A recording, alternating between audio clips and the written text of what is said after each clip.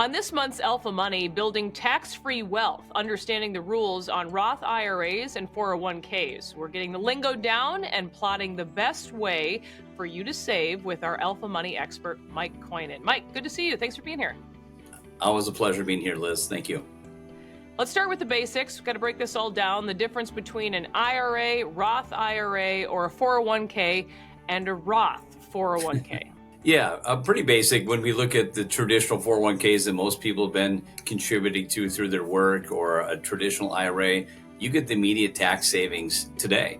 So if you make $100,000 and you contribute $7,000 to an IRA or a 401k, you don't get taxed on $100,000 of income, you get taxed on $93,000. So you get that immediate tax savings when you do that. But now the problem is that money grows tax deferred until someday you have to pay taxes, right? And that's required minimum distribution age or withdrawals after 59 and a half. When it comes to the Roth 401ks, Roth IRAs, you don't get the initial tax savings at all, but this tax savings is long-term because you pay taxes on that money you invested and now it grows tax-free. And now when you're in retirement, you don't have to pay taxes on those withdrawals after 59 and a half. Otherwise you get penalized before so.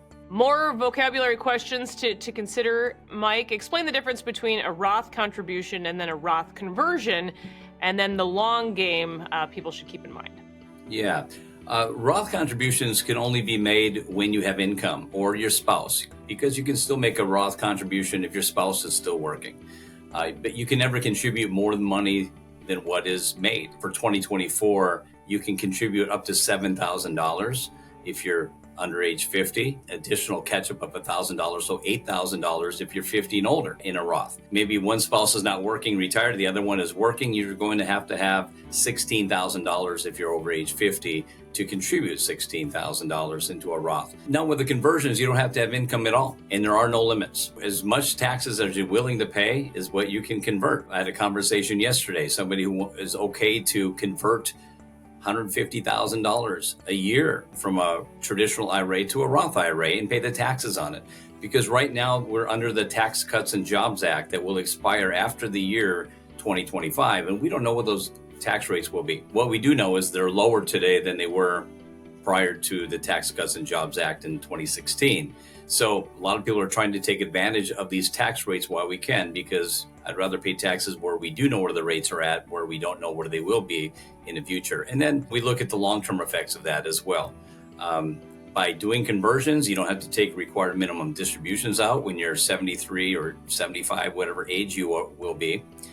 So that'll save on income, which could affect your IRMA tax tables. And IRMA is not your great aunt, down in southern Minnesota. IRMA is the tax table laws that the more money you make, the more money you pay for healthcare. You don't get better healthcare, you just get more expensive healthcare. So, well, IRMA makes great cars, though, Mike. Yeah, I'm sure. Yeah. Well, there is a buyer beware to all of this, you say. Explain that. What are the big mistakes that people can make?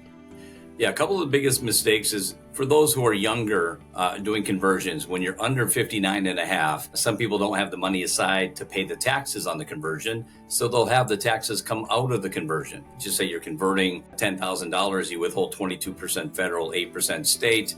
Well, the problem with that is that's considered a penalty, a 10% penalty. You need to have money aside somewhere else to pay those conversions if you're under 59 and a half. If you're over that, there's not an issue. Another issue which I see a lot is people said, I don't need the money from my RMD when I'm 73 and older. It's already paid taxes on it, so I just put that into my Roth. Well, that's wrong. The IRS does not allow that. You cannot take your required minimum distributions and put them into your Roth just because you pay taxes on them. You can put your money wherever you want, those RMDs, after you pay taxes, but you can't put it into your Roth.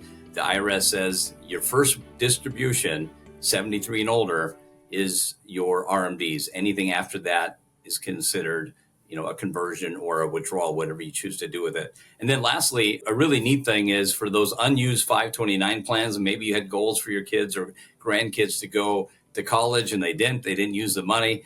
And what do you do with those funds? Well, as of 2024, we can now start rolling those 529 plans into the beneficiary's Roth up to $7,000 a year if they're under age 50. So the maximum contribution, you can only do up to $35,000, but at least roll that money tax-free from a 529 to a Roth IRA.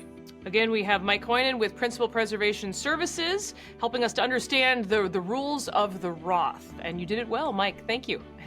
Thanks so much, Liz. Appreciate it.